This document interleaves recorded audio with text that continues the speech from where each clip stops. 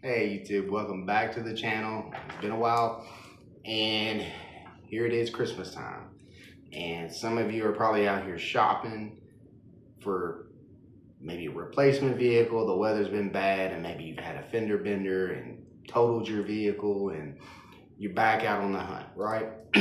Well, here it is, 2024, into 2024, you're gonna be 2025, and I just wanted to make this video to give you my top picks from my years of experience as a mechanic to my knowledge of the auto industry, my top picks of new cars that I would recommend buying if you're in the market for a new car. And also, I'm going to give you options in the used range that I would buy. And I'm going to go down down this list by category of class of vehicles: large SUV, small SUV, that sort of thing. And I would give you my number one pick. And this is from a not just a mechanical perspective, from a reliability perspective, but also weighing out the value. You know, how much value is there for how much you're spending for the vehicle. So let's get right into it. I'm going to start the list out with the new full-size SUV. My recommendation new would be a Nissan Armada. And here's why. I know a lot of you are probably thinking, well, why not the Toyota Sequoia? The Toyota Sequoia is a great, reliable vehicle, right? Anything Toyota is going to be reliable for the most part. But the price, if you compare the price new, depending on bells and options and all that kind of stuff that you want, the Armada is actually going to be a little cheaper. And even though it's not on par reliability wise with the Sequoia, it's not going. I don't think the difference in price is going to matter. You know, yeah, you might spend a little bit in the first couple of years more, but it's not going to equate the difference in price that you're going to pay between the Armada and the Sequoia. So that's my recommendation for full size SUV. Mid-size SUV, Toyota Highlander. I know there's a lot of 4Runner fans out there, and I love the 4Runner. It's great, but I think you get the same amount of utility in a Highlander as you're going to get in a 4Runner, and it's going to be more fuel efficient, smoother ride, that sort of thing. Highlander, hands down. And small SUV, and this is new, is going to be the Toyota RAV4. Because with its competition, there's not a lot of difference in price. You know, maybe a couple $100. You know, talking brand new right off the lot, going to the dealership, picking a new one. There's not that much difference. It's worth paying the extra couple $100 to get the RAV4 over anything else. Now we're going to go move on to full-size trucks. No, not the Tundra. The Tundra, great truck, very popular, but yet again, for the price, we're going to recommend the Ram 1500. Because the Ram 1500, you're going to be able to get you can get rebates and offers right now with the Rams. They're really trying to move those, and they're actually a decent truck for what it is. I mean, full size Ram, you know, find one with a Hemi. Yeah, a great truck. Mid-size truck. I'm gonna go. Obviously, Toyota Tacoma. I'm gonna recommend the Toyota Tacoma. But if you can find one, I would put the Nissan Frontier right up there, very close to it. So you can't go wrong either one of those. But my overall top pick, I would say, you know, Tacoma if you can. And then on the smaller scale of trucks, the Ford Maverick. I would go with the Ford Maverick over the Santa Cruz, hands down, new to new. I think Ford done a good job with the Maverick. Um, Definitely a better value in 2020 whenever they first came out with it, but I know their pricing has increased. Um, excuse me, I got a scratch in my throat here, but I actually sent an email out to the CEO of Ford. If it reaches him, great, but just to kind of give him my thoughts on some things, but I'm not going to disclose that on this video. But there's a lot of things that the Ford is doing good. I think they could. I think there's a lot of room for improvement in their lineup on some things, but I think they're doing a good job with the Maverick. Um, Now, then we're gonna move on to sedans, and in the sedan category, there's really not a lot of large sedans anymore. I think a lot of, especially American manufacturers, have moved away from large sedans, and even Toyota has killed the Avalon. Um, but if you can find like a still new 2023 model Avalon, go for that. But I really don't have a recommendation new on a large sedan, except for maybe going with Lexus. If you want to go with a premium brand. But I'm trying to keep this list budget friendly. Not going to the super high end, luxury brands. Just because I just think some of them are, for what you're getting and how they depreciate, just the value's not there. So I'm trying to keep this value and reliable based. So maybe a Lexus, um, or Acura. But yeah, just not many companies making a large sedan anymore. Um, I would in a pinch. There's just so many of them out there. Maybe a Charger V8.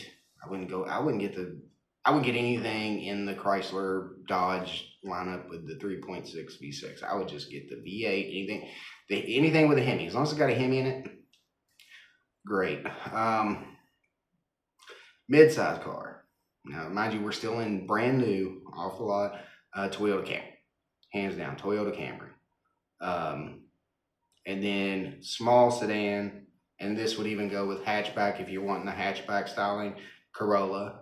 Go with the Toyota Corolla, or even I would throw the Toyota Prius in there. If you're looking for a hybrid, you can't go wrong with the Prius. Toyota's really perfected those. You got reliability, great fuel economy, and longevity with those. That's a sound place to park your money. And then the last but not least category, I put sports car. So if you're looking for something sporty, two-door coupe, things like that, even, you be the choice if you want convertible, but basically I just put, two-door coupe, Ford Mustang.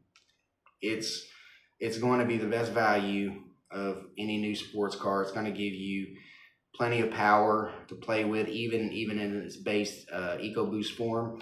You got 315 horsepower to play with, and it's a very good platform. It's been around for years, and as far as the Camaro's gone again, but between the big three, if you want to put it, between Ford, Chevy, and Dodge, the Camaro, the Mustang, and the Challenger, the Mustang fits right in the middle of all three of them. It's not gonna be the fastest, it's not gonna be the slowest, but it's also gonna give you more utility for a sports car and more visibility. Where the Camaro just has no visibility whatsoever, no trunk space. Matter of fact, I would say the Corvette is more practical than the Camaro. But in that price point and value for dollar, I would say the Mustang on that one. Used. Let's move over into used. If you're looking for a few year old vehicle, and we're going to go down through the classes again. As far as the full size SUV, I would also recommend the Nissan Armada. Sometimes in that in the used category, if you look hard enough, you might find the Infiniti QX56. Now they're essentially the same thing. It's just the Infiniti is Nissan's luxury brand. So if you want the luxury things, you're not going to spend that much more for it on the used market than an Armada. Thanks to depreciation, that's kind of in your favor at that point. But the only thing I would say is the Armada, you're going to have, when it comes from a maintenance standpoint, you're going to have actual shocks for the suspension instead of the air shocks in the QX80, I think. So from a maintenance standpoint, the Armada is going to be cheaper to maintain. Now, the thing you do have to worry about with the Armadas, or really any full-size SUV, is there's a whole lot of those blend door actuators for the AC, the dual zone climate control throughout the whole vehicle. So there's going to be a lot of those that may fail, well, will fail. It's just a matter of when. But there's just a lot of them throughout the vehicle. But that's not just an Armada issue. That's any large SUV with air vents all the way back through it. On the mid-size SUV category, used, I would look for the Pathfinder or the Explorer. The reason I would recommend those is because we're looking at value here. In those, you're not going to spend too much on maintenance and the way the used pricing is for Toyotas. Toyota's reliable, but the price gap between, say, a Pathfinder or an Explorer, you're not going to spend that much in maintenance on those two, especially if you get the Explorer with the 3.5 EcoBoost. Great engine, longevity, that sort of thing. Small SUV. Now, of course, new, I recommended the RAV4. Yet again, it's the price point. Once they go used, I call it the Toyota tax. You pay the Toyota tax on a used Toyota, it's going to be higher. But a small SUV that's going to be very, very close in reliability, give you the same ease of driving, maintenance, good value, Mazda CX-5. Please excuse me, my throat is just, my sinuses are going crazy today. Okay, full-size truck, used. I'm actually gonna go Ram 2014 and newer, Ram, or the Nissan Titan, Ram or Titan. It just seems like every used Silverado or F-150 I come across, for the money, they all have high mileage. And going with a Ram or a Titan, you can find fairly low mileage used full-size trucks for a fair price. And then in the mid and small, I'm going to recommend the Frontier, just because its price for a Frontier compared to a Tacoma is a huge price gap. It would be hard pressed unless you just bought that one lemon that you're going to spend the difference in maintenance cost in a few years over buying the Tacoma.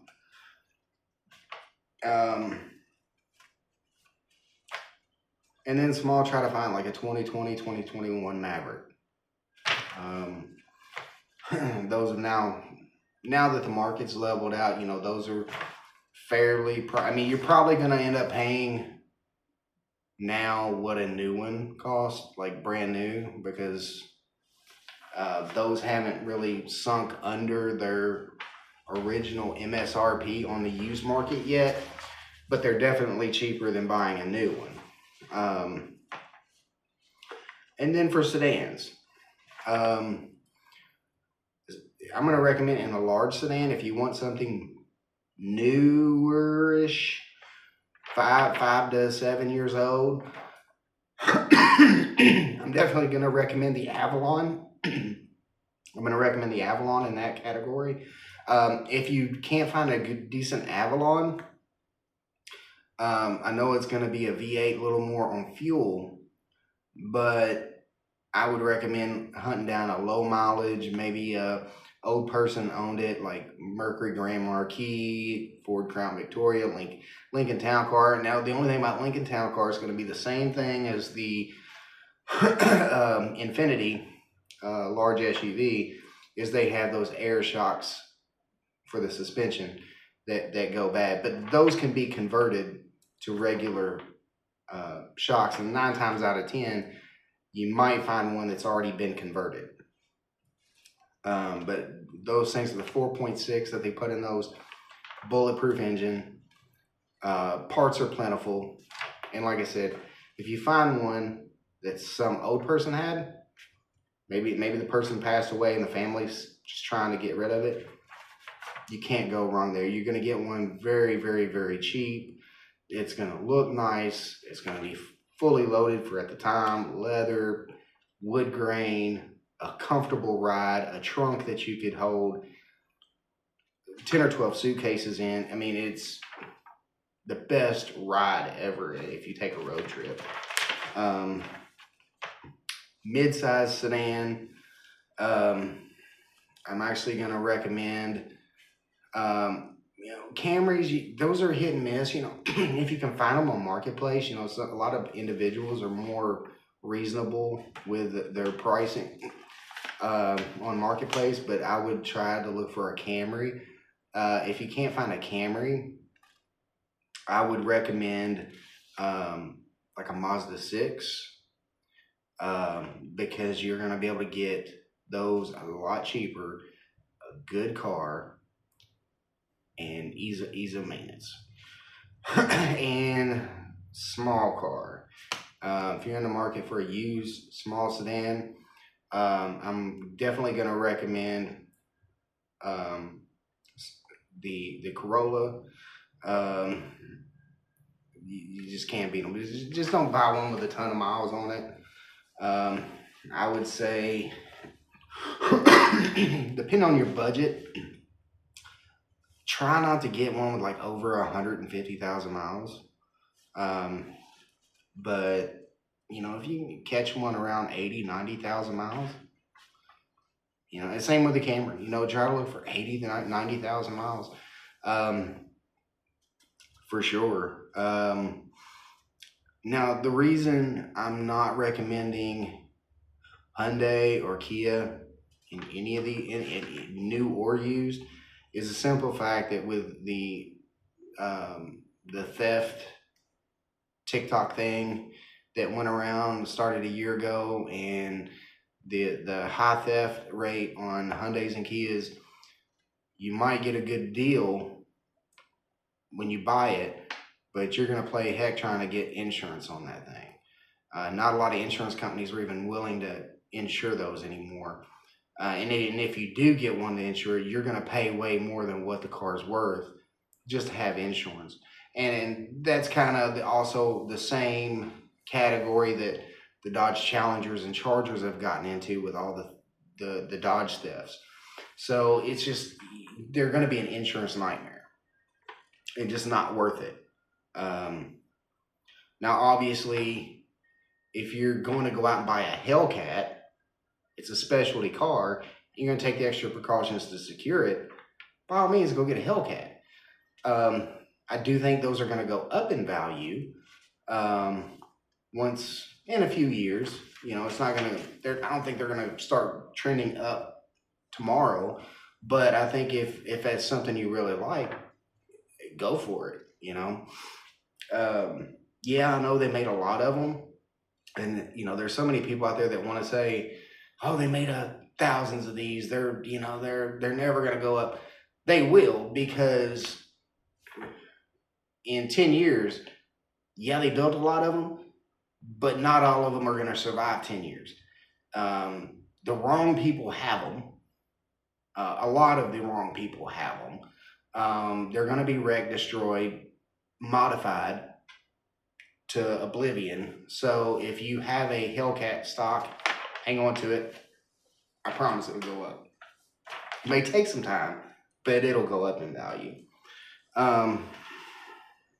And used sports car. If you're in the market for a used sports car, I really, really, really thought about this one for a while, and there's a couple that I would recommend, but one of them is going to be hard to find that's not been clapped out, modified to oblivion, and to find a good example. I'll give you, I'll give you three. Two of them are the same car, but they're just different generations. But I would recommend the C4 Corvette or the C5 Corvette. Now the C5, I would recommend 08 and up, because skip the 05, 06, and 07s just because they had the 6-liter V8. Not that it was awful, but 08 and up, they put the 6.2, which was better, more horsepower, standard, and it's just a little bit better platform engine. So I would recommend, well, the C4 is a regular 5.7 LS1, and just a great reliable platform. And the Corvettes you can find unmolested, adult driven, maintained for a very good deal in today's market. So I definitely recommend C4, C5 Corvette. The other one I want to add to this on a sports car is the Nissan 350 or 370Z. But just make sure that it's not been heavily modified. It's a great car. I call it the poor man's Porsche. Handling, fun to drive, especially if you get one with a manual. Great, reliable car. But let me know in the comments. I'm going to finish the list, conclude it on that. But that's what I would recommend. And I think I covered most of all the categories of vehicles out there that somebody would be shopping in for either a replacement vehicle or just, they're in the market for a vehicle. And all of those, I think all of those would also fit. Say you're looking for that teenager Christmas gift, or new driver, their first car. I think all of those would fit in there. There's a reason I didn't recommend a lot of brands. There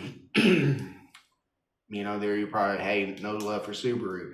Subaru makes great engines, but I just don't like the CVT transmissions. There's a lot of Nissans I don't recommend because they have CVT transmissions, and the Nissans that I did recommend do not have CVT transmissions. They have actual automatic transmissions.